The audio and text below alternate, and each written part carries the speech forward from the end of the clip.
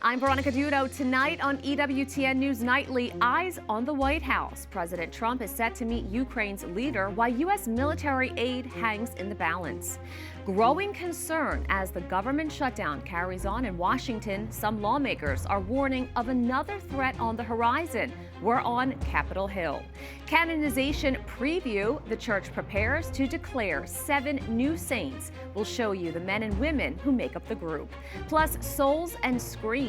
How the Catholic Church can guide teens towards a real connection in a digital world. A media-savvy sister joins us to discuss these stories and more tonight. From EWTN, the Global Catholic Network, this is EWTN News Nightly. Thank you for being with us on the Feast of St. Ignatius of Antioch. Our top story tonight. President Donald Trump welcomes Ukrainian President Volodymyr Zelinskyy for talks at the White House. The meeting comes a day after President Trump had a lengthy phone call with Russian President Vladimir Putin to discuss the ongoing war in Ukraine. Trump and Putin also plan to meet face-to-face in Hungary for more discussions. President Trump said today there's a very good chance the war can be brought to a conclusion.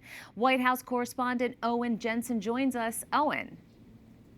Veronica, good evening to you. President Donald Trump also told reporters today there is tremendous bad blood between Ukrainian President Volodymyr Zelinskyy and Russian President Vladimir Putin. That's holding up a settlement the president says he's trying to make happen.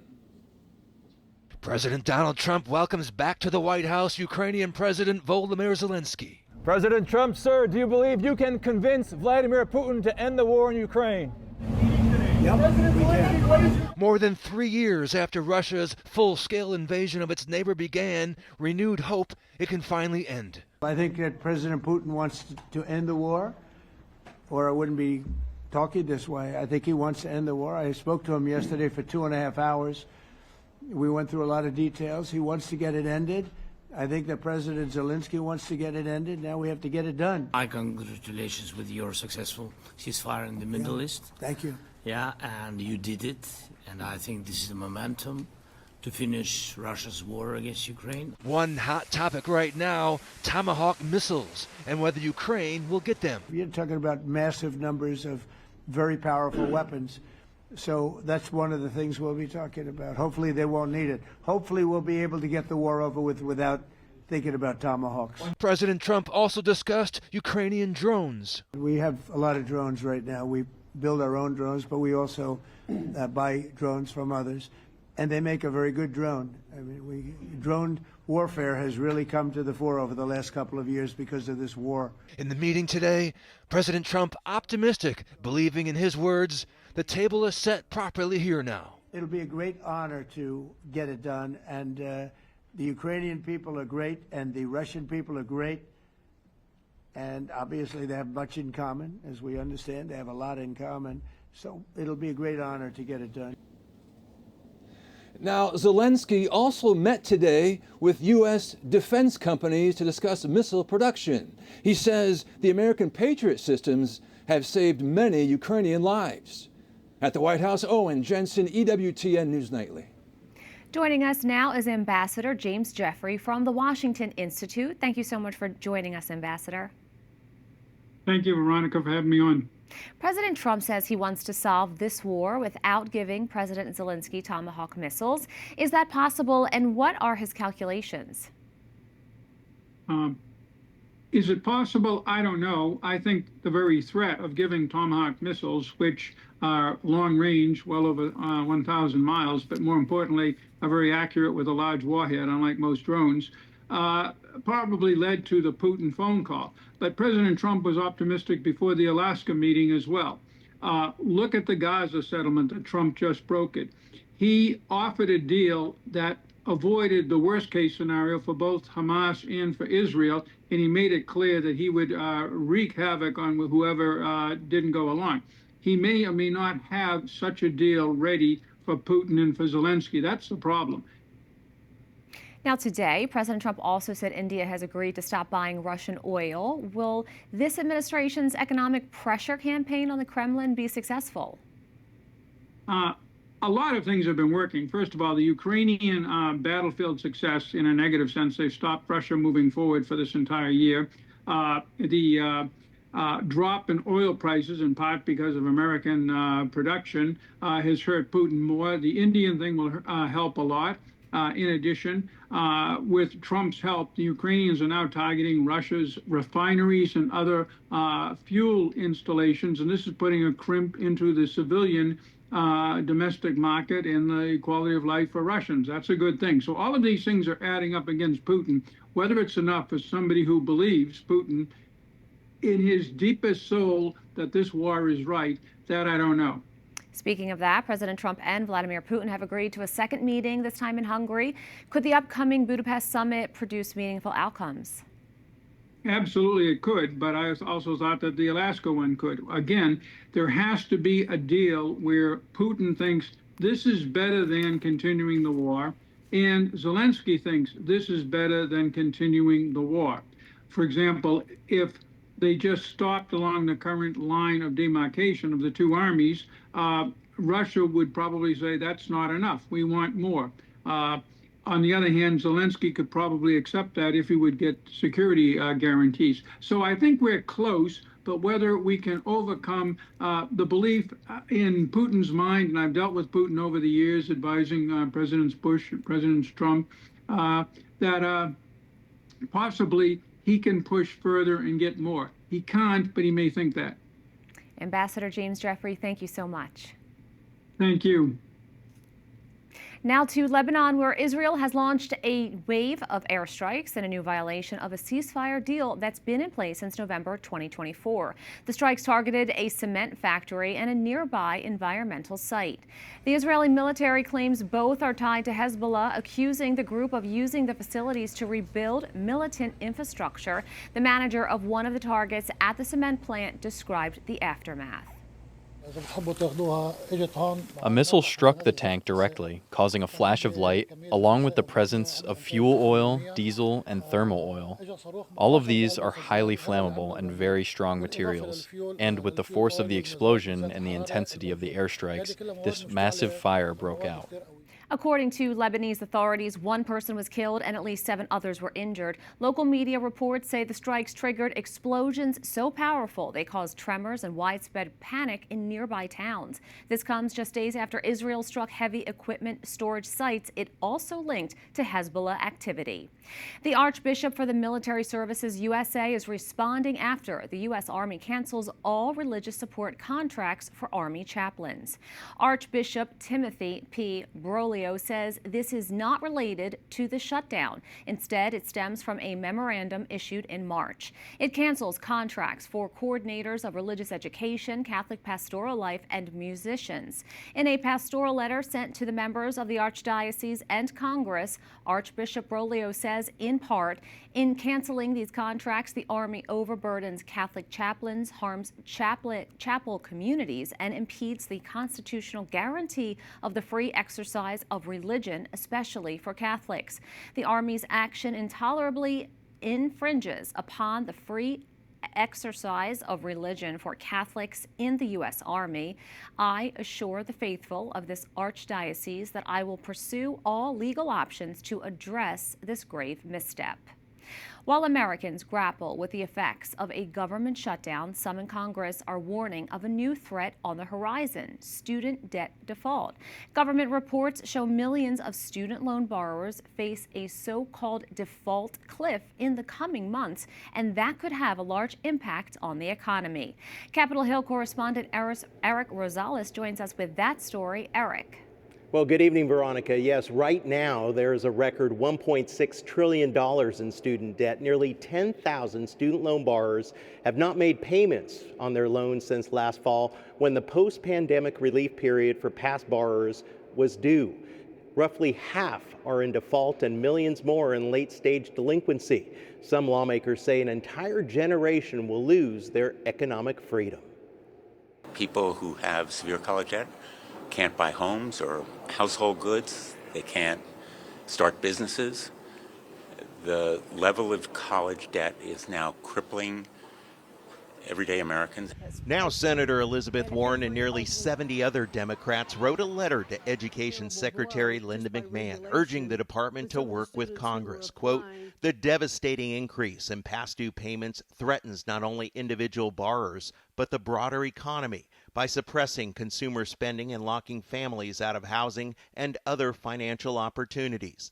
But Republicans counter, forgiving student loans is a non-starter and tell me higher education costs would spike. It was a talking point that the Biden administration used, and it was unsuccessful for them, and it continues to be something that we can't afford. These people made their beds, they have to sleep in it. It's not fair to the people that didn't borrow money to go to college. What I see is the more, if we do this, then colleges will raise tuition even more. Republican Senator John Kennedy warns that canceling student debt is only going to open Pandora's box. Why not forgive debt that people have incurred because they have cancer? Cancer's not a choice. Going to college is. Another interesting fact, due to the government shutdown, tuition payments to military personnel stopped on October 1st. I got emails from active duty members that call New Mexico home that are in other parts of the country that had to reach into their pocket to try to get money because the school told them your tuition is going to not come through right now. You need to either withdraw from school or you need to pay for this some other way. And by the way, the problem is only going to get worse with regards to the student debt crisis as the shutdown drags on. One idea being kicked around by Democrats is debt forgiveness for public service such as teachers, first responders, and others. But Republicans reiterate that with the national debt hitting nearly $38 trillion, America simply can't afford it. At the Capitol, Eric Rosales, EWTN News Nightly. Former National Security Advisor John Bolton pleads not guilty to federal charges accusing him of mishandling classified information. He is charged with 8 counts of transmission of national defense information and 10 counts of unlawful retention of information. If convicted, he could face up to 10 years in prison for each count. Bolton denies the allegations and says the charges are politically motivated. We have a lot more still to come on EWTN News Nightly, a voice of calm in the storm. As Mongolia's Prime Minister is ousted from power, we speak with the apostolic prefect in the country about his mission to spread the eternal word in the Asian country. And the church will soon have 7 more saints. We look at their holy lives.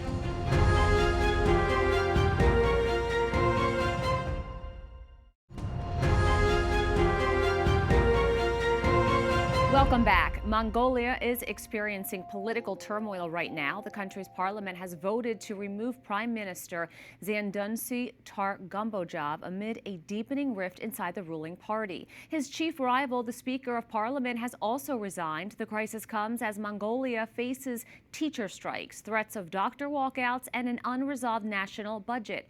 It is not yet clear who will succeed the Prime Minister or whether he will challenge his dismissal.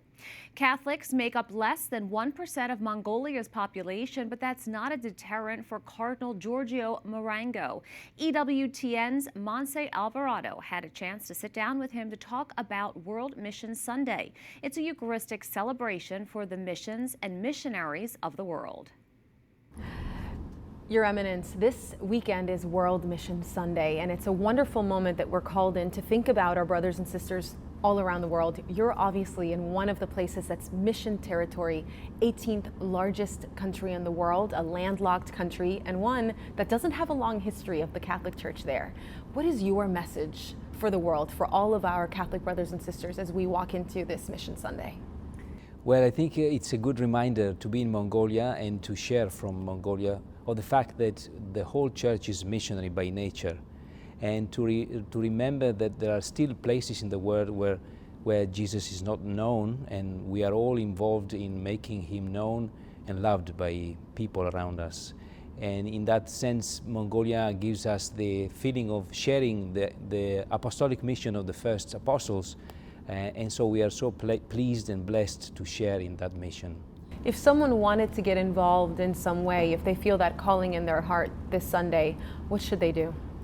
I would suggest first to pray and to be available to the Holy Spirit and to discern their call with the help of a priest or a sister or a good friend, so that they may understand where the Lord is calling them to serve. But it's very important that on Mission Sunday we remember that apart from the general mission that every baptized shares, there is a specific call to foreign missions, what we used to call them, but foreign missions as an experience of being sent wherever the church is not yet fully present. And that is one of the different vocations present in the church. And it's still important to remember that this call to a specific mission still exists. You can see Monsi's full interview with Cardinal Marengo next week on EWTN's News in Depth. It airs Friday, October 24th at 8 p.m. A month and a half after Carlo Acutis and Pier Giorgio Frassati's canonization, Pope Leo will canonize 7 new saints. So who are these men and women? EWTN Vatican News correspondent Valentina Di Donato has more. St. Peter's Square is in full preparation. In just 2 days, Pope Leo XIV will canonize 7 new saints during a solemn mass. Missionaries, martyrs, lay people, and religious. These 3 women, 4 men represent a significant cross-section of the Church and have origins spanning from Papua New Guinea, Venezuela, Turkey, and Italy, a sign of the Church's universality. Each soon-to-be saint has a unique story that was not a linear path to sainthood. For instance, Bartolo Longo was once part of a satanic cult and even became a satanic priest, but converted after many of his family and friends prayed for his conversion. He would go on to become the Apostle of the Rosary in Italy. Father Joseph Anthony, promoter of the Holy Rosary, told EWTN News that Blessed Bartolo Longo's devotion to the Rosary inspired St. John Paul II to deepen the Church's contemplation of its mysteries. St. John Paul II referred to him as the apostle of the rosary, and St. John Paul II refers back to Bartolo Longo for the kind of origin of the luminous mysteries when he encourages the luminous mysteries. And I think what Bartolo Longo puts in front of us is, yes, a tremendous conversion of life, but I also see a true dedication to the vulnerable. The dedication to the vulnerable is something many of these blesseds have in common. Like Sister Maria Troncati and Sister Vincenza Maria Poloni, 2 Italian sisters both known for miracles of healing the sick and poor, which led to their canonization. And large crowds are also expected from Latin America to witness the canonization of 2 Venezuelan soon-to-be saints. Jose Gregorio Hernandez Cisneros, known as the Doctor of the Poor, dedicated his life to those most in need and vulnerable. The miracle attributed to him was of healing a little girl who was struck by a gunshot. And then there is Maria del Monte Carmelo Rendiles Martinez, known as Mother Carmen Rendiles. And her miracle was of the instantaneous healing of a Venezuelan doctor. Years later, she has also healed a young woman from a grave illness.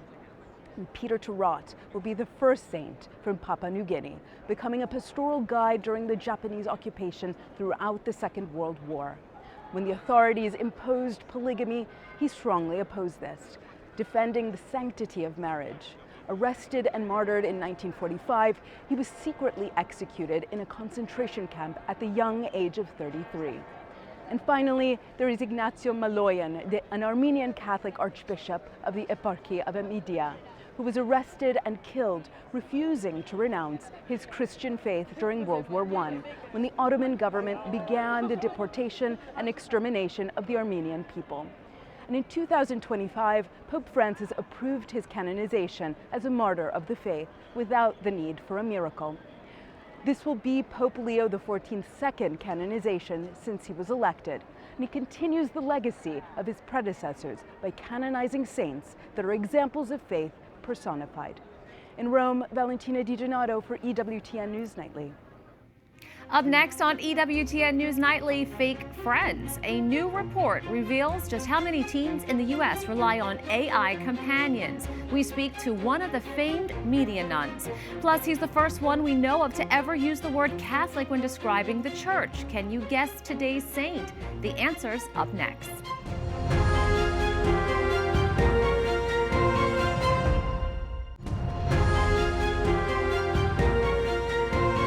Welcome back. The use of artificial intelligence is on the rise, especially among today's youth. A recent report reveals some startling numbers about American teens and their use of AI companions. According to Common Sense Media, 72% of teens have used AI companions.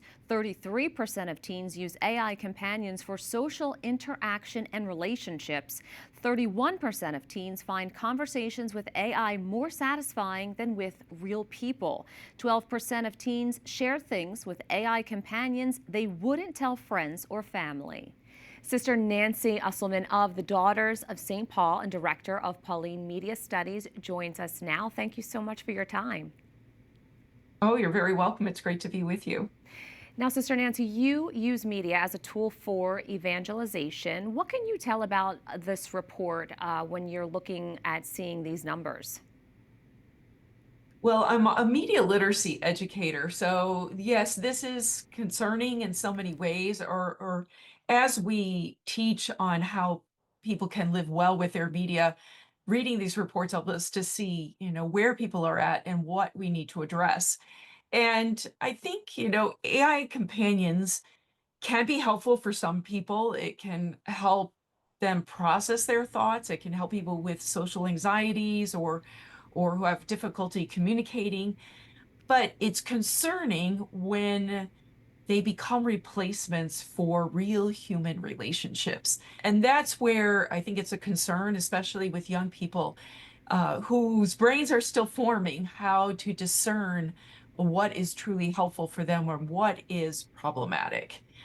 Because these chatbots can't replace relationships. They can't exhibit empathy or love or emotion. AI can mimic these things through words, but there's no soul there that gives it life. Now, when you are looking at the youth, they are being encouraged to use these AI chatbots in school for information. But as you're mentioning from a personal standpoint, more and more we're seeing these teens are also using AI for friendship and even romantic relationships. What trends are you seeing, and how can parents and young people navigate this?